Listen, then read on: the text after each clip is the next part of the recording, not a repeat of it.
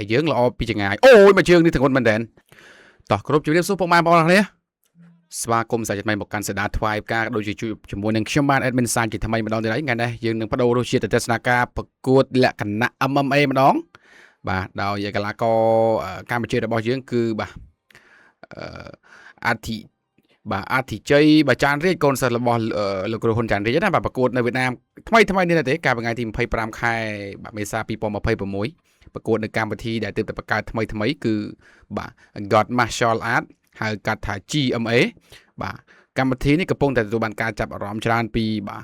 សំណាក់អ្នកទស្សនាបាទហើយបង្គោលខៀវគឺកម្ពុជាយើងបាទអធិជ័យចានរាជបាទបង្គោលក្រហមគឺកីឡាករវៀតណាមបាទ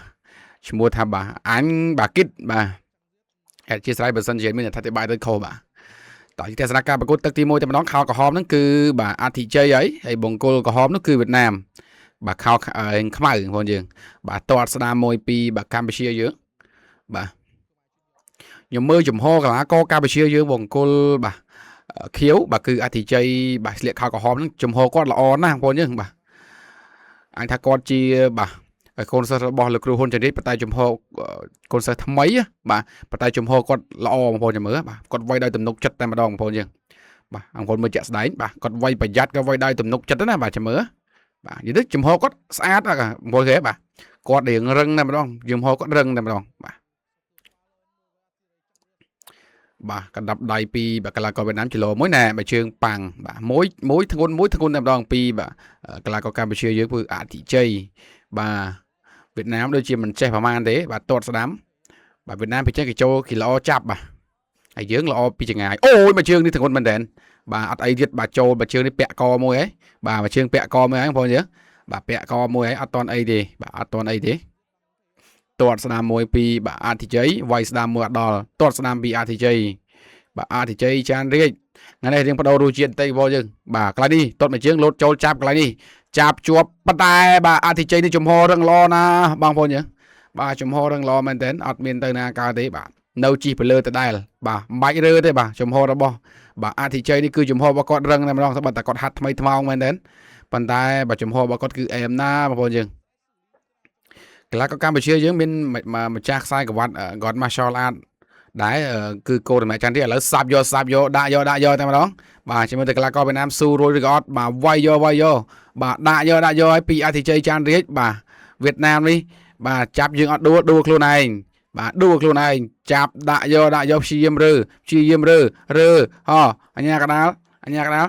បាទអូយបញ្ឈប់បាត់បងប្អូនយើងបាទអត់តន់បានបាទកន្លះទឹកស្រួលបួលផងបាទបានប្រហែល2នាទីបាញ់មិញបាទស្លាប់ទឹកទី1បាត់ទៅហើយបងប្អូនយើងបាទស្លាប់ទឹកទី1បាត់ហើយ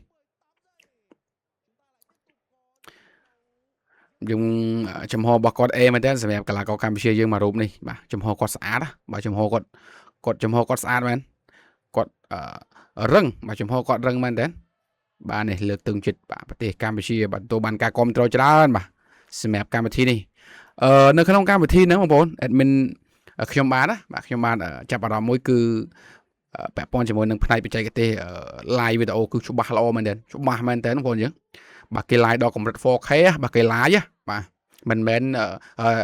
ថតទុកមកផុសបាន 4K ណាគេ live 4K តែម្ដងអញ្ចឹងសារសម្បត្តិកម្មវិធីនេះទើបតែបង្កើតប៉ុន្តែកម្មវិធីគេគឺល្អបាទគេធ្វើមកល្អមែនតើព្រោះរូបភាពក៏ស្រួលទស្សនាបាទការរចនារបស់គេក៏អែមដែរមិនមែនតែសារគេទេប៉ុន្តែយើងនិយាយការពិតព្រោះវាអញ្ចឹងមែនបងប្អូនមើលរបៀបបាទកម្មវិធីគេរៀបចំណាបាទអញ្ចឹងជ័យជំនះបានទៅលើបាទកីឡាករកម្ពុជាយើងគឺបាទអធិរាជបាទអធិជ័យបាទចាន់រាជឈ្នះទៅលើម្ចាស់ផ្ទះវៀតណាមបាទនៅក្នុងទឹកទី1តែម្ដងអញ្ចឹងវីដេអូនេះក៏មានតែប៉ុណ្្នឹងដែរបាទជាចុងក្រោយជំរាបលាប្រិយមិត្តទាំងអស់គ្នាបាទចាំជួបគ្នានៅវីដេអូក្រោយផ្សេងបាទបើសិនជាមានបានធ្វើណាបាទជំរាបលា